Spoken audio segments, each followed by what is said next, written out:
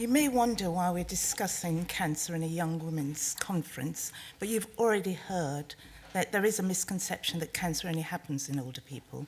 The point has also been alluded to that if you know about potential symptoms, you empower yourselves and therefore protect yourselves. So I think it's entirely appropriate that we have this conversation in this conference.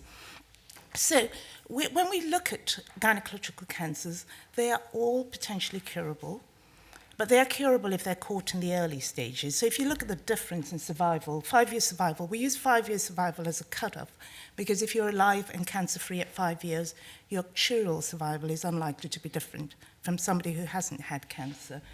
So when we look at womb cancer, the survival, 5-year survival is 76%. And when we look at ovarian cancer, the 5-year survival is not very good. And the difference between these survivals is when the disease is diagnosed, and you'll find out as we go along why there is such a difference. So if cancer is curable, why then do I see women still in this day and age with a belly full of gynecological cancer at a point where cure is difficult? And I think it's a combination of factors, because we've heard how perhaps GPs are not very good at picking up cancer symptoms, but also I think ourselves as women tend to prioritize other people's health needs above ours. We tend to explain away symptoms until we get to a point where we can't explain them anymore. So I think that awareness is really important and recognizing what's normal and what's not normal. So we're going to have a quick anatomy lesson. It's gynecological cancers, gynecological organs. Is there a pointer? Yeah. So the womb, endometrial cancer is cancer of the lining of the womb. The womb is the cavity where babies grow in, and the lining is on the inside. This, at the moment, is the commonest gynecological cancer in this country, and we'll look at the reasons why in a moment. The ovaries are where eggs are made, and the fallopian tubes is where the eggs travel down to be fertilized. And ovarian and fallopian tube cancer are treated as one disease because they behave in a similar way and are treated the same way. The next, this is in the order of frequency in which they occur, is cervical cancer. And cervical cancer is largely a good news story because we have prevention strategies. And then vulval cancer is the cancer of the skin of the outside of the genital tract. That's not shown in this picture. Vaginal cancer is vanishingly rare, and I'm actually not going to speak about it in this talk, except to say if it's a high vaginal cancer, we treat it like cervical cancer. If it's a low vaginal cancer, we treat it like vulval cancer.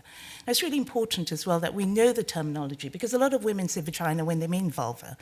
And that often leads to people thinking, so you say, I've got an itchy vagina, and the GP says, you've got thrush, here's some Canesten. But if you say, I've got an itchy vulva, that has different connotations. So a little bit of anatomical awareness is important. So I'm going to talk about the different cancers and the order in which they occur. It's a lot to cover in 10 or so minutes. So I'm just going to give some headlines and try and draw out the things that are important. So endometrial cancer, as I said, is the commonest cancer. It's the most important predisposing factor is obesity. And if you have a body mass index of 40 kilograms per meter or more, you're 10 times more likely to get endometrial cancer. And the reason is estrogen. So our bodies make estrogen in the ovaries, and estrogen is also made in the body fat.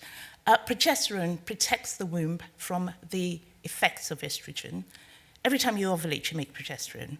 When you go through the menopause, the ovaries shut down and they don't make progesterone and they don't make estrogen, but the body fat continues to make estrogen. So the womb goes from pre-cancer to cancer, and that's why obesity is a risk factor. There are other risk factors such as high blood pressure and diabetes. Polycystic ovarian syndrome has been alluded to earlier, really important. Polycystic ovarian syndrome is an endocrine syndrome, in other words, a hormonal syndrome, where women don't ovulate frequently.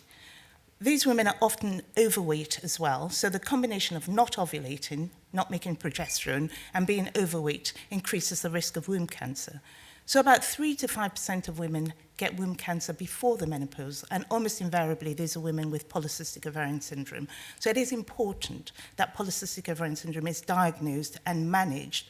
And there was an old-fashioned thought where people said it only mattered when if you're concerned about your fertility or you're ready to have children. This is wrong. It's important that women have induced periods at least 4 times a year to protect the womb from cancer. Family history is also a really important one. Lynch syndrome. A lot of people have heard about BRCA, fewer people about Lynch syndrome. It's a genetic abnormality where there is an increased risk of bowel cancer and womb cancer.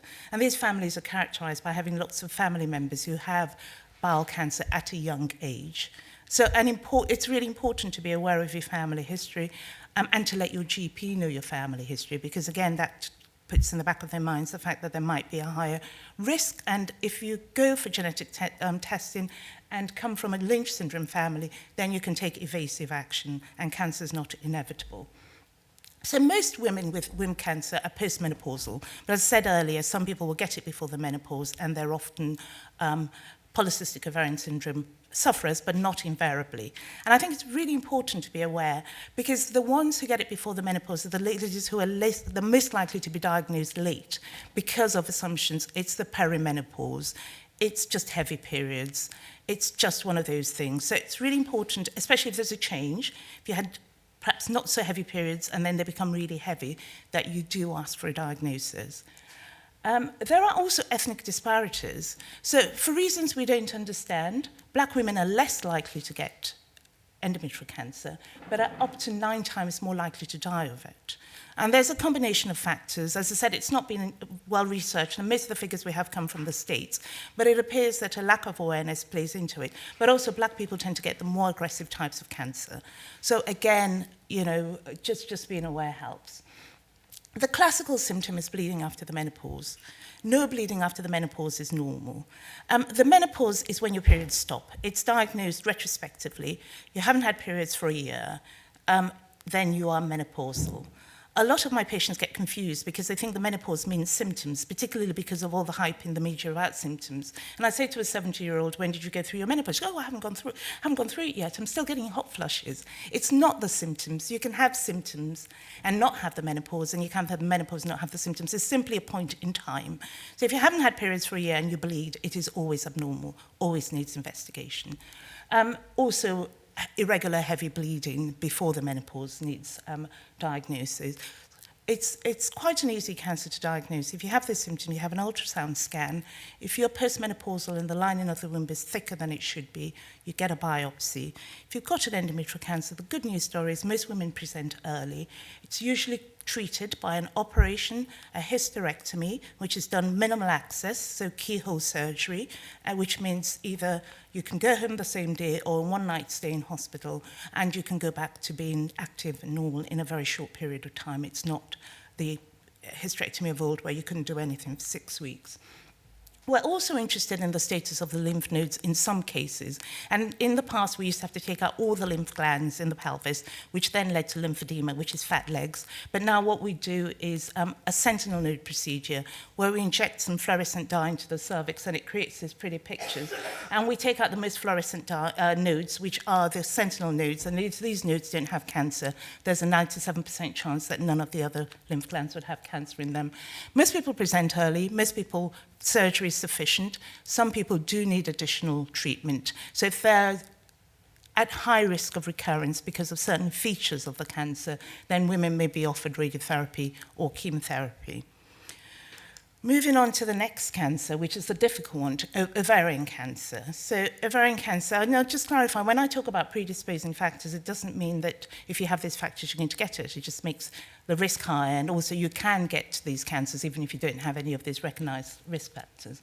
So ovarian cancer is typically associated with not having had any children, having had infertility treatment, having an inherited predisposition, so the BRCA gene, which stands for breast cancer gene, but it also is a risk factor for ovarian cancer as well, and we'll more about that in a moment.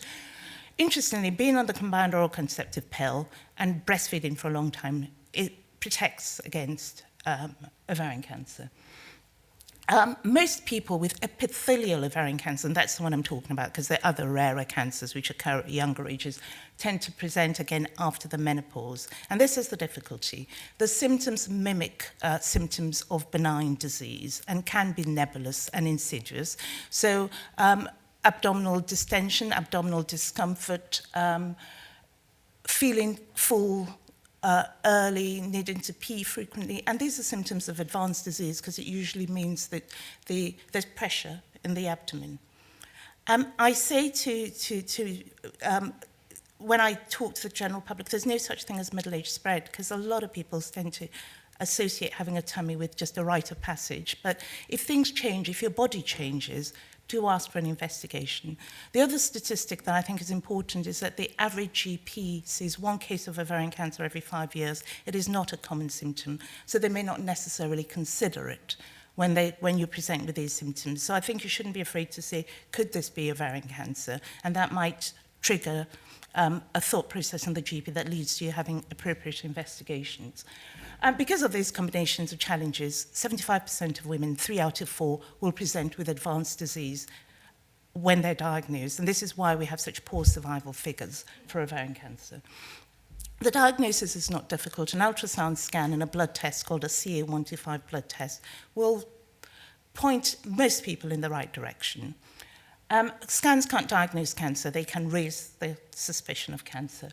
And if when the treatment is surgery to remove all the abnormal tissue, often more than just taking out the ovaries and the fallopian tubes, often because it's spread, might mean taking out some bowel, taking out the spleen, and taking out other organs. And then 3 out of 4 women will need chemotherapy because they present at a late stage, where the disease is still treatable, but harder to cure. Now, I mentioned the BRCA gene. So BRCA gene mutation increases the risk of breast cancer and ovarian cancer. In this case, we're going to concentrate on ovarian cancer. So if you don't have a BRCA gene mutation, you have about a 1.2% chance of getting ovarian cancer. If you have a BRCA gene mutation, the risk can be up to 44%. So really important that you know this. Again, there are ethnic disparities with BRCA mutation carriage. 1 in 40 people who are of Jewish heritage will carry a BRCA mutation, and particularly Ashkenazi Jewish heritage. 1 in 400 people who are not Jews will have the BRCA gene mutation. So there's a 10 times increase. And it's because of this that the NHS has introduced the BRCA testing scheme. So all you need to do is be above the age of 18 and have 1 Jewish grandparent, and you can register and get the BRCA test. And if you are BRCA mutation positive, you see a geneticist, and then you can make lifestyle choices to protect yourself. So the web address is up there if you're interested. So moving on to cervical cancer, this is a good news story. Cervical cancer is potentially preventable, and we have strategies to prevent it. And the strategies really are threefold: lifestyle, education, HPV vaccination, and regular cervical screening.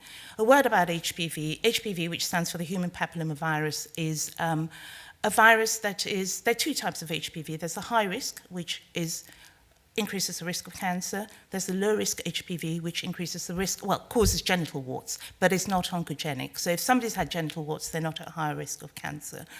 HPV is really common. 4 out of 5 people will get it at some stage, and in the vast majority of people, it's a transient, harmless infection, and you wouldn't even know that you'd had it. But if HPV persists, then it increases the risk of cervical cancer.